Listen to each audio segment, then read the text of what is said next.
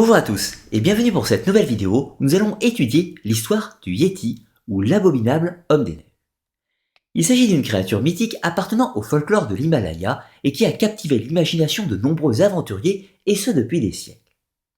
Alors, dans cette vidéo, nous allons partir à la découverte de ses origines, des récits et témoignages qui ont alimenté sa légende au fil du temps, et dans un second temps, nous étudierons les théories et les analyses scientifiques qui ont tenté de percer à jour le mystère de son existence. Enfin, nous tenterons une analyse de toute cette affaire, notamment en faisant des comparaisons avec d'autres mythes analogues tels le Bigfoot américain ou encore le Bazar-Rome du Pays Basque.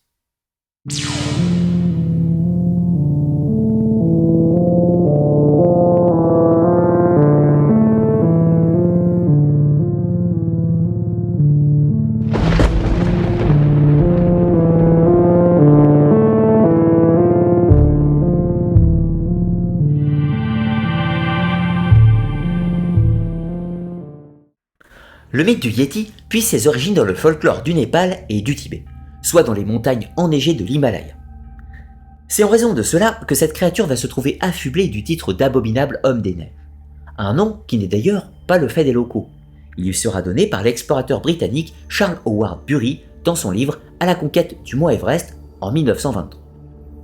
Lors de ses expéditions au Tibet, l'explorateur britannique observe des empreintes de pas qui semblent être celles d'un hominidé. Et en échangeant sur le sujet avec les Sherpas qui l'accompagnent, ces derniers lui disent qu'il s'agit de l'empreinte d'un homme sauvage qui habite dans les monts enneigés. Depuis lors, le fabuleux Yéti est devenu l'objet de recherches pour de nombreux aventuriers et autres cryptozoologues. Il est devenu une vedette du cinéma, de bande dessinée, mais aussi de littérature. Hergé le met en scène dans Tintin au Tibet, Howard Philip Lovecraft s'en inspire pour créer certains de ses monstres, la Hammerfilm Productions en fait l'une de ses figures horrifiques en compagnie de Dracula et Frankenstein, notamment dans le film Le redoutable homme des neiges en 1957. Bien d'autres œuvres de fiction suivront par la suite, démocratisant le mythe du Yéti en Occident. Mais qu'en est-il exactement? C'est ce que nous allons tenter de découvrir en étudiant les sources et les mythes de l'Himalaya.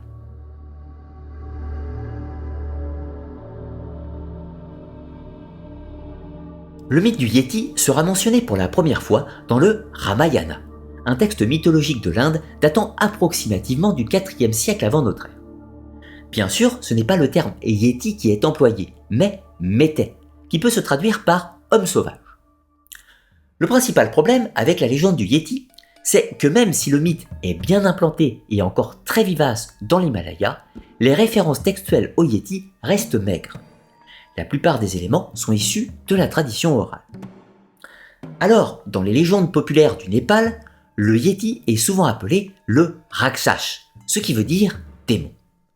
On trouve encore d'autres termes en Inde pour qualifier ces créatures, notamment le Mandé Barum, au nord-est de l'Inde, et en Chine, certaines œuvres de la littérature ancienne mentionnent des créatures semblables au Yéti.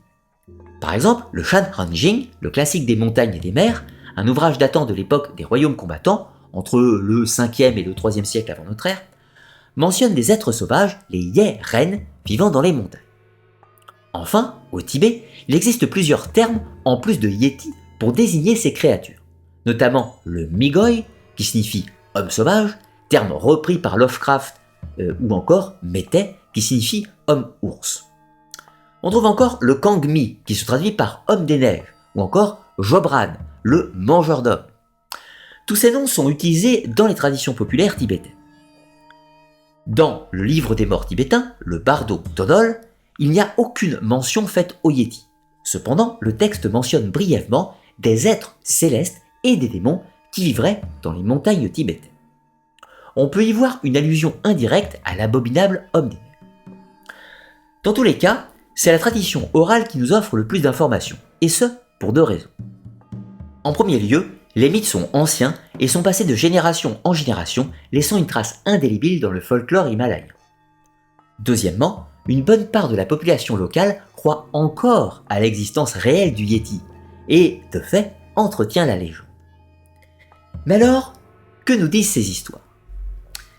Les récits de rencontres avec le Yéti ont traversé les générations avec des témoignages venant des bergers, des alpinistes et des populations locales des régions montagneuses reculées. Le Yéti est souvent décrit comme une créature humanoïde, de grande taille, couvert de poils et habitant les sommets enneigés de l'Himalaya. Le Yéti serait capable de se fondre dans les paysages enneigés qui sont son habitat présumé. Le Yéti est décrit comme un être imposant, capable de marcher sur ses deux jambes et doté d'une force extraordinaire. Certains témoignages le décrivent d'ailleurs comme ayant un visage semblable à celui d'un singe ou d'un grand primate. Sa taille varie dans les récits, mais il est généralement rapporté qu'il est plus grand que la plupart des humains, mesurant souvent entre 2 et 3 mètres de hauteur. Des empreintes supposées de Yéti ont été trouvées dans les régions montagneuses, et elles sont souvent décrites comme étant plus grandes que les empreintes humaines. Ces empreintes sont parfois décrites comme étant similaires à celles des grands primates, avec des doigts et des orteils distincts. Le Yéti est souvent décrit également comme une créature timide et réservée, évitant généralement les contacts avec les humains. Cependant, ils peuvent aussi représenter un danger. Par sa force extraordinaire, le Yéti pourrait sans difficulté assassiner un alpiniste qui s'aventurerait sur son territoire.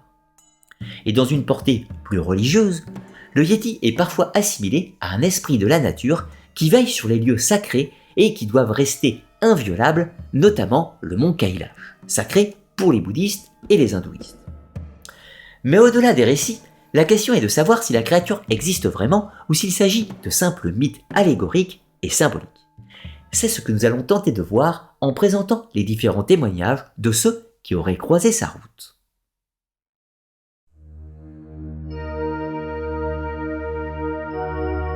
Les rencontres avec le Yéti sont souvent rapportées par des bergers, des alpinistes ou encore des habitants locaux des régions montagneuses. Dans la plupart des cas, les témoins affirment avoir aperçu la créature de loin, mais plus rarement, des observateurs disent l'avoir croisée de près. Certains prétendent même avoir eu des interactions avec le Yéti, décrivant des regards intimidants ou encore des sons étranges émanant de la créature. Les premières mentions du Yéti dans la culture occidentale remontent aux explorations des montagnes de l'Himalaya au XIXe siècle. Des explorateurs et des alpinistes ont commencé à recueillir des témoignages et des traces supposées de la présence du Yéti. Les histoires ont suscité l'intérêt et l'excitation. Ainsi, le mythe du Yéti a commencé à se répandre dans le monde entier. Il va ainsi attirer les curieux, les aventuriers, mais aussi les cryptozoologistes, ou si vous préférez, les personnes qui étudient et recherchent des animaux légendaires ou hypothétiques non reconnus par la science conventionnelle, tels que par exemple le Bigfoot, le monstre du Loch Ness, le Chupacabra ou encore le Yéti. Faisons une petite chronologie des principales observations et des témoignages. Au XIXe siècle, c'est l'anthropologue britannique Brian Houghton Hodgson qui est le premier Européen à faire référence directement à la créature. Il parle d'un démon des montagnes qui effraie les populations népalaises. Par la suite, en 1899, la première empreinte de Yéti sera rapportée par des Européens. Il y en aura beaucoup d'autres par la suite. Elles furent tantôt associées à des grands primates, des ours et parfois au Yéti. En 1925, le shérif Sudebar Kang Singh, un officier militaire indien, a affirmé avoir observé une créature ressemblant au Yéti lors d'une mission dans la région du Zemu glacier dans l'état du Sikkim. Il aurait observé la créature à une distance d'environ 200 mètres avant qu'elle ne disparaisse dans les montagnes. En 1942, c'est Slawomir Rawicz, dans son récit-fiction autobiographique À marche forcée, plus connu dans nos contrées sous le titre Les chemins de la liberté, qui rapporte avoir observé 2 Yétis à la frontière du Sikkim. Mais, en réalité, cette histoire est inspirée du récit d'un autre personnage, Witold Glinski, mais celui-ci ne fait aucune mention du Yéti dans ses écrits. En 1951, c'est l'alpiniste explorateur britannique Eric Shimpton qui a photographié une mystérieuse empreinte de pied près de l'Everest qu'il a attribuée au Yéti. Cette photographie, connue aujourd'hui sous le nom de Peggy, est devenue célèbre et a alimenté largement la fascination pour le Yéti. Plus tard, en 1954, c'est Tenzing Norway et Sir Edmund Hillary qui, lors de leur expédition historique pour atteindre le sommet du mont Everest, ont rapporté avoir observé des empreintes qu'ils croyaient appartenir au Yéti, à une très haute altitude. Dans les années 50 et 60, l'explorateur et cryptozoologue américain Tom Schlick a mené plusieurs expéditions à la recherche du Yéti. Bien qu'il n'ait pas pu trouver de preuves concluantes de l'existence de la créature, il a collecté des témoignages et des indices qui ont contribué à nourrir l'intérêt pour le Yéti à travers le monde. En 1976, une autre photo célèbre sera l'œuvre d'un Français cette fois-ci. L'alpiniste René de Milleville photographie une empreinte de grand bipède à plus de 5000 mètres d'altitude au Népal, et certains l'ont attribué au Yéti. En 1986, c'est le célèbre alpiniste italien Reinhold Messner qui déclare avoir vu une créature ressemblant au Yéti lors de l'une de ses expéditions dans l'Himalaya. Cependant, il a ensuite exprimé des doutes sur ce qu'il avait réellement vu, remettant en question l'existence du Yéti. Il déclara par la suite avoir probablement observé un ours bleu du Tibet qui s'était mis en position bipède. Il y aura encore de nombreuses autres observations au gré des années. Cependant, malgré les récits, les témoignages, les photos et même les poils attribués à la créature, aucune preuve empirique de l'existence du Yéti n'a jamais pu être apportée.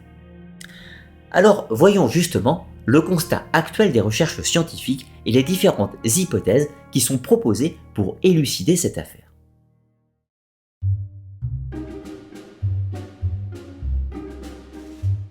Au gré des années, plusieurs expéditions scientifiques furent lancées pour tenter de découvrir des traces concrètes de la créature.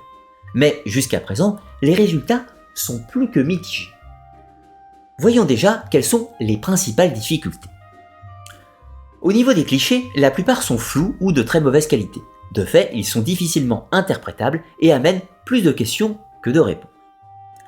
Notons quand même que les conditions extrêmes de l'Himalaya et la neige ne favorisent pas la prise de photos dans de bonnes conditions.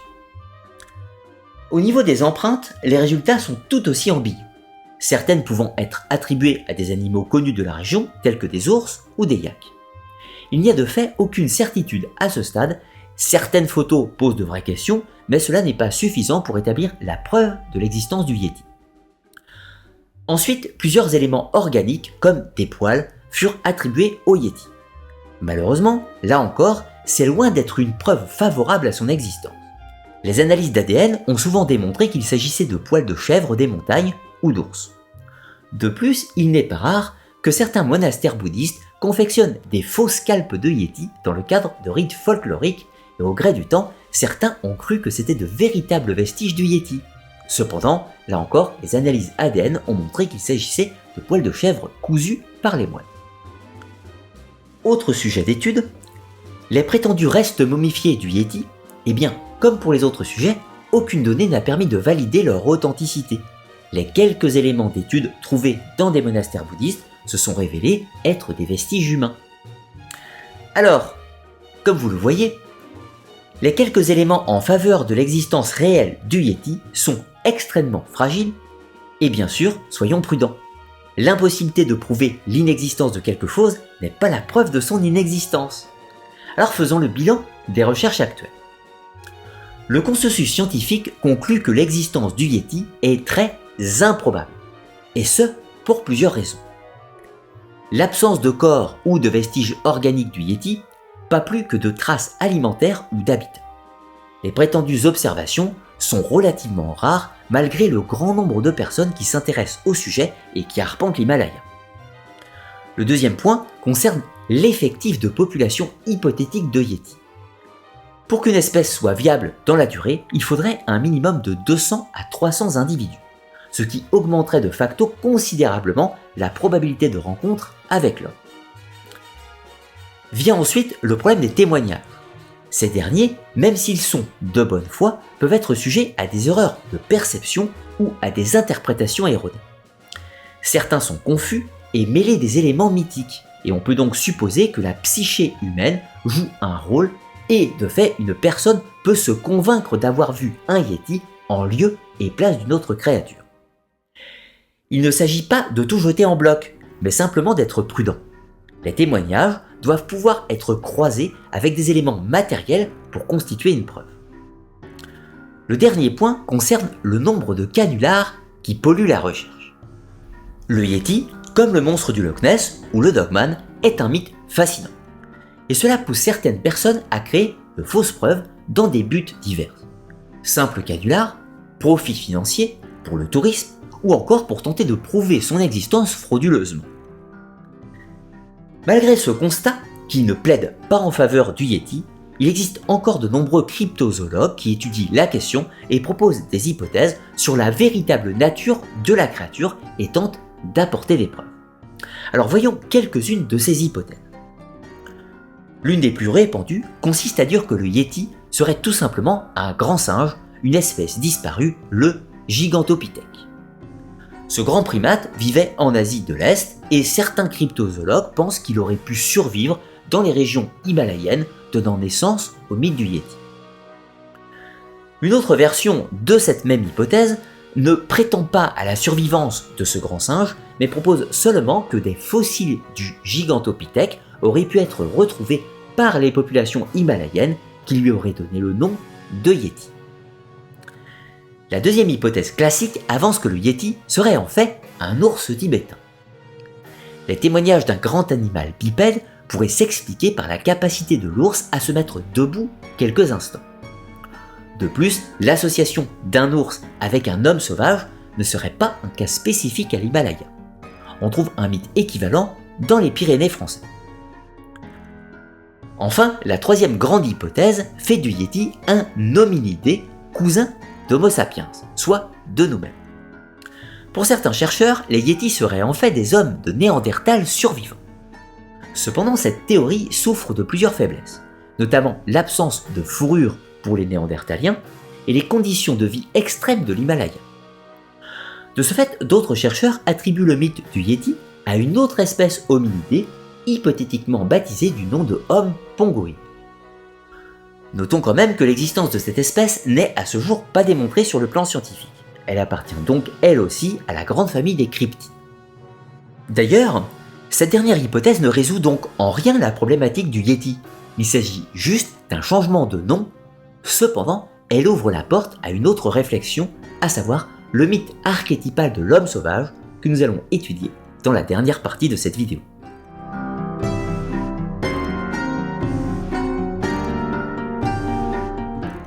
Si le Yéti est une créature spécifique aux régions de l'Himalaya, force est de constater qu'il possède des cousins sur toute la planète.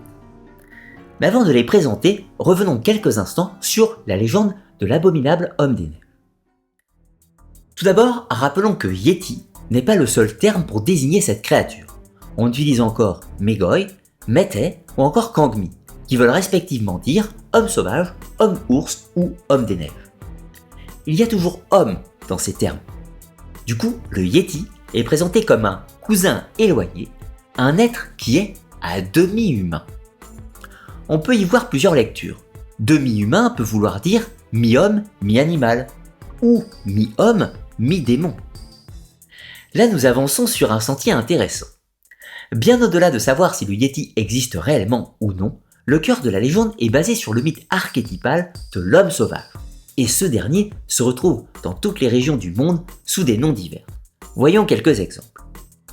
En Amérique du Nord, c'est Bigfoot, également connu sous le nom de Sasquatch, qui est une créature similaire au Yéti et souvent décrit comme un grand primate bipède couvert de poils qui vivait dans les forêts profondes des États-Unis et du Canada. En Asie centrale, l'Almasty est une créature légendaire présente dans toutes les régions montagneuses, notamment en Russie et au Kazakhstan. Il est souvent décrit comme un hominidé sauvage et poilu, ressemblant à une sorte de primate.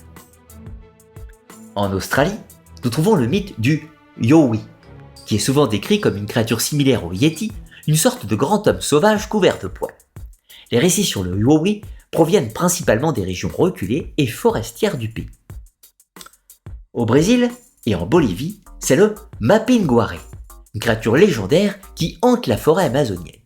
Il est souvent décrit comme une grande créature bipède couverte de poils avec des griffes et une bouche située sur le ventre. Au Vietnam, on trouve la légende du Nguai Rung. Il est aussi décrit comme une créature similaire au Yéti, un hominidé poilu qui vit dans les régions montagneuses et forestières du pays.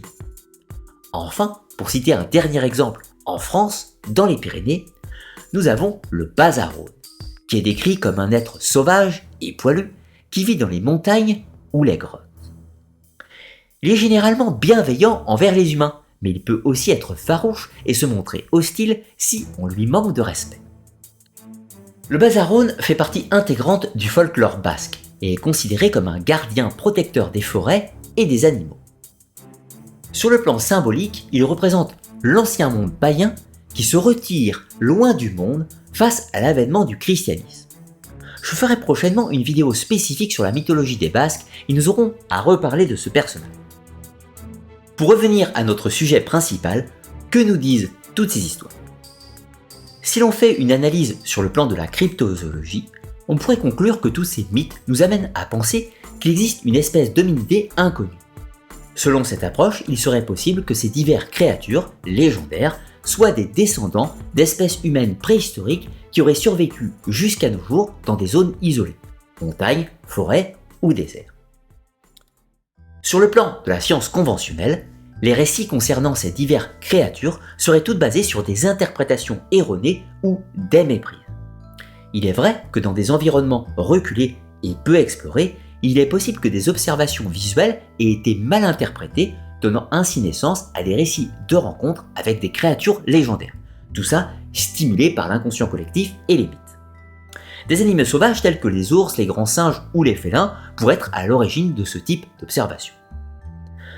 Sur le plan psychologique, le Yéti et ses cousins seraient l'illustration d'une peur ancestrale, celle de l'homme sauvage, le demi-démon qui vit hors de la société des hommes.